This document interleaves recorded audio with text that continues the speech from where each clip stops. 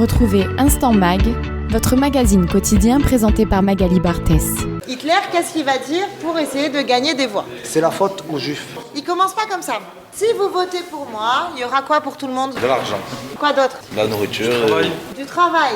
Tout le monde dira mieux. Qui, dans l'histoire, est le bouc émissaire idéal? Le Ça peuple marche juif. Les Juifs, ça marche pour les pays qui sont d'origine catholique. Les étrangers, c'est toujours le coupable idéal parce qu'on va toujours chercher à désigner le coupable en dehors de notre propre groupe. Le 23 décembre, le site mémorial du Camp des Milles avait convié le groupe de supporters de l'OM des South Winners et la communauté OL Yaakov de Sainte-Marthe à participer à une visite guidée du seul grand camp d'internement et de déportation français encore intact en Europe. L'objectif de cet après-midi, sensibiliser à la prévention des haines, des violences racistes et antisémites.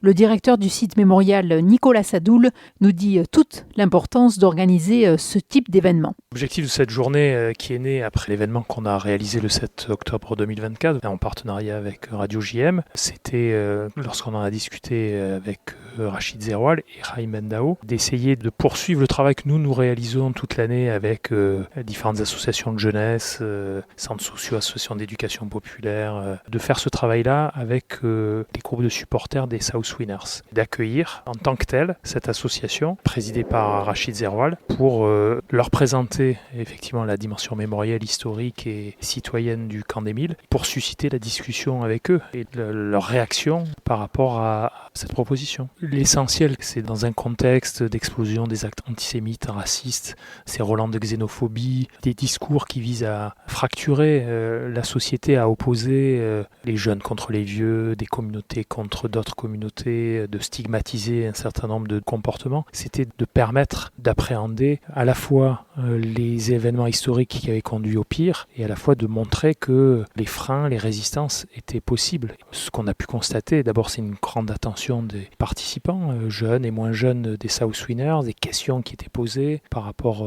aux clés de compréhension que nous proposions. Alors bien sûr, on n'est pas là nous pour apporter des réponses, on est là pour donner des clés de compréhension. Et en tous les cas, les discussions qu'il y a eu sur la violence, quand est-ce qu'elle est légitime, quand est-ce qu'elle ne l'est pas, quand est-ce qu'elle est généralisée, à quel moment on passe de la discussion, de l'argumentaire à d'autres formes d'action étaient très intéressantes. Elles étaient très intéressantes aussi parce qu'elles permettent de comprendre ce qui se joue dans des associations, y compris au Stade Vélodrome. Et on apprend aussi à connaître que des clubs de supporters ont un projet, ont un regard sur la société, une vision du monde. Et celle des South Winners a été créée historiquement pour s'opposer à des formes plus extrémistes d'intervention dans la cité. Et c'était effectivement, en tous les cas, très revigorant. Inciter plutôt qu'imposer. Voilà comment a été organisée cette visite. Le leader des South Winners, Rachid Zeroual, en rappelle le contexte et s'appuie sur cette visite pour prévenir la violence dans les stades. Je ne connaissais pas les Camps des Milles, alors que j'habite tout juste à côté. C'est Raïm qui m'a invité à un tour de table avec Radio JM.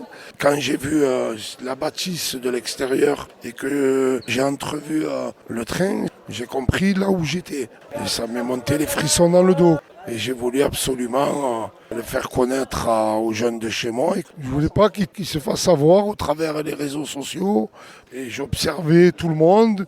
Et j'étais pas d'accord avec ce que j'entendais et que je voulais leur montrer où amener les extrêmes. Et que je voulais qu'ils comprennent que chaque mot a son importance et que dire tout et n'importe quoi est devenu un terrain glissant comme pendant la Seconde Guerre mondiale. Ça commence toujours par des mots qu'on ne maîtrise pas. La montée du racisme et du nationalisme, où ça a amené l'être humain. On fera un tour de table beaucoup plus tard parce que moi, la fois où j'ai les visité, j'en ai rêvé le soir même. Je me mets à la place des gens qui ont été là. On est quand même dans un site où il y a eu des morts, des gens qui se sont suicidés, des gens qui ont été déportés. On ne parle pas que d'un génocide. On parle de plusieurs génocides à l'intérieur. Il y a beaucoup de gens qui ont souffert et j'en placerai pas plus une que l'autre plus haut. Je suis choqué de voir l'être humain jusqu'où il peut aller.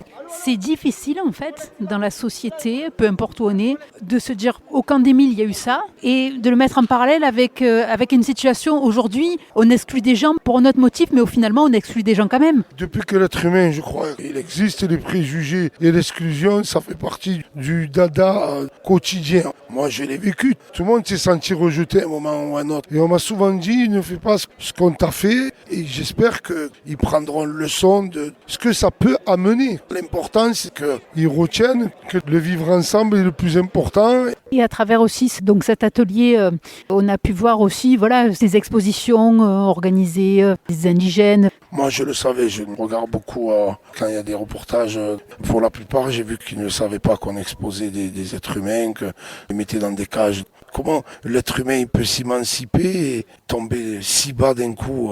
On a lutté pendant un certain nombre d'années contre le fascisme dans l'État.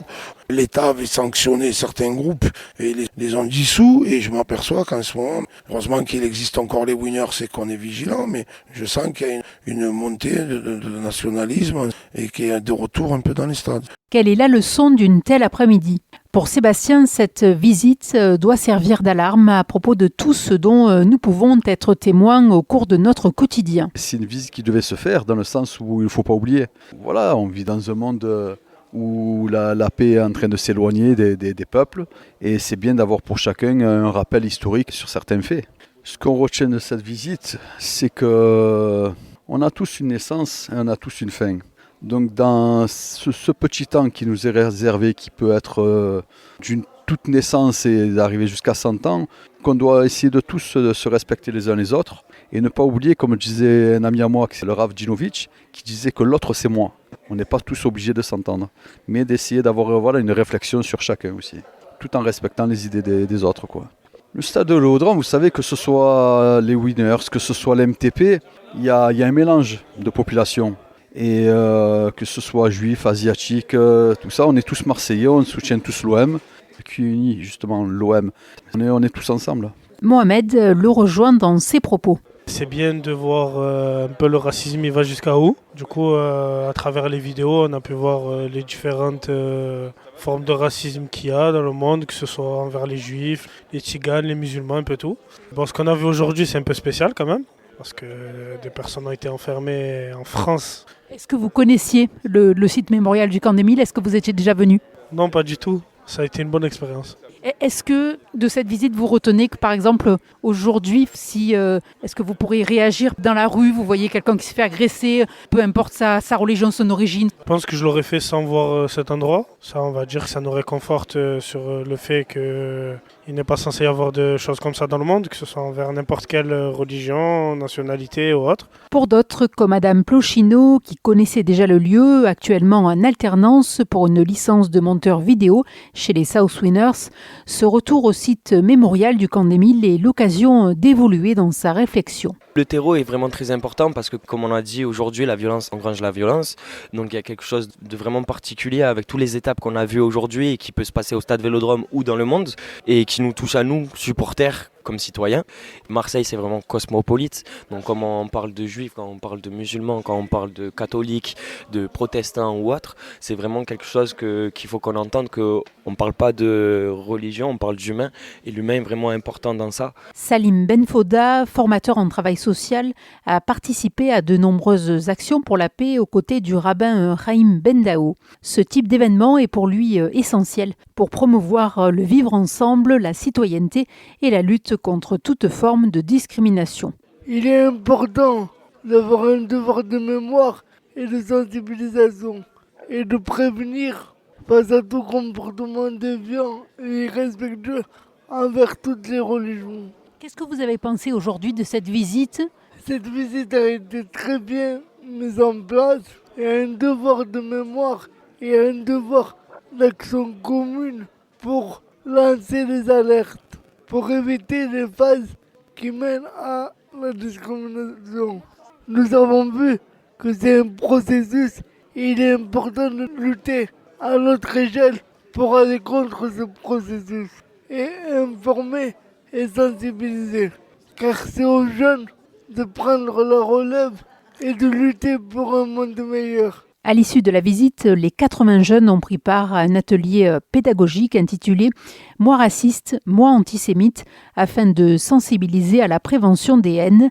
Alain-Ilan Sportouche y a été sensible. Quand on sort d'une journée comme ça, on se dit plus jamais ça. Et comment on fait pour plus jamais ça ? C'est le quotidien de tout le monde en fait. Et donc dans mon cas, moi je suis de confession juive, ma femme est catholique et j'ai un garçon qui s'est converti à l'islam. On arrive dans une période et dans une société où la violence est au quotidien. Et justement pour contrer cette violence, on a besoin de se vivre ensemble. Voilà, donc le vivre ensemble, c'est des journées comme aujourd'hui. Et vraiment j'étais content d'être là avec les Southwinners et d'entendre des jeunes parler, et en fait ils devraient tous parler comme ça, voilà. Et le plus important pour moi aussi, c'est quand les deux extrêmes se rapprochent, l'extrême droite et l'extrême gauche, et il faut les combattre autant l'un que l'autre.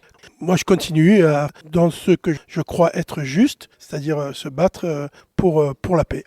On sait l'importance du volet réflexif au camp d'Émile, complément indispensable au volet historique et mémoriel. Écoutez l'analyse de Thierry. J'ai trouvé ça très bien parce qu'on s'attaque à un mécanisme. N'importe quel pays, n'importe quelle minorité est capable de commettre ce genre d'exclusion, d'anéantissement, de génocide. Et c'est ça qui est important parce que le fait d'ouvrir sur plusieurs génocides possibles qui concernent tout type d'ethnie sur Terre nous permet de nous rendre compte que c'est un mécanisme qui vient de très loin et qui peut toucher n'importe quelle société, quelle qu'elle soit. Et ça, en fait, vous pensez qu'au niveau du Stade Vélodrome, quand il y a des problèmes, des préjugés, surtout par rapport à ce qui se passe aussi dans le monde actuellement ? Au Stade Vélodrome, il n'y a pas tout ça. Parce que l'historique de la ville, son cosmopolitisme et le fait que l'Olympique de Marseille rassemble toutes les communautés qui constituent la ville empêche qu'un groupuscule puisse représenter des idées nauséabondes dans notre stade. Et parce qu'on y a veillé, surtout nous les Southwinners. Je ne vais pas rappeler des grands moments historiques que nous avons vécus il y a une trentaine d'années, mais on a été très vigilants à ce que ces gens-là ne rentrent pas dans le stade. Et ils n'y sont pas rentrés. Exporter la paix, c'est l'un des refrains du rabbin Chaim Bendao qui a de nombreux projets intercommunautaires en préparation. Je tiens d'abord vraiment à remercier Radio JM, en particulier Jean-Jacques Genot, parce que le 7 octobre dernier, on est venu ici pour faire un état des lieux depuis le 7 octobre en France de ce qui se passe un an après. Donc j'ai invité Rachid, mon ami des Southwinners, et quand on est sorti d'ici, on s'est dit d'abord on a eu beaucoup de honte de ne pas savoir qu'une chose pareille elle existait pas loin de chez nous, que c'était pas la peine des fois d'aller jusqu'à l'autre bout de la terre pour regarder ce qui a pu arriver à nos proches. On s'est dit on va faire quelque chose. Et on est venu avec un quart et des supporters des Southwinners et on a mélangé avec la communauté du 14e arrondissement de Marseille pour qu'on soit tous ensemble, même dans le quart. Et franchement, c'est au-delà de mes espoirs. Je suis trop content. Il y a eu des phrases, il y a eu des discours, il y a eu des réflexes. Ce qu'il y a de bien dans le camp d'Émile, la dernière chose qu'on a vue, le film qu'on a vu pour finir la visite, ça a été bien parce qu'il y avait le massacre des Tutsis, des Tziganes, des Juifs. Et donc ça fait qu'à un moment, on ne parle pas que de nous. Ça nous donne envie de vivre ensemble. C'est pas le problème d'une communauté.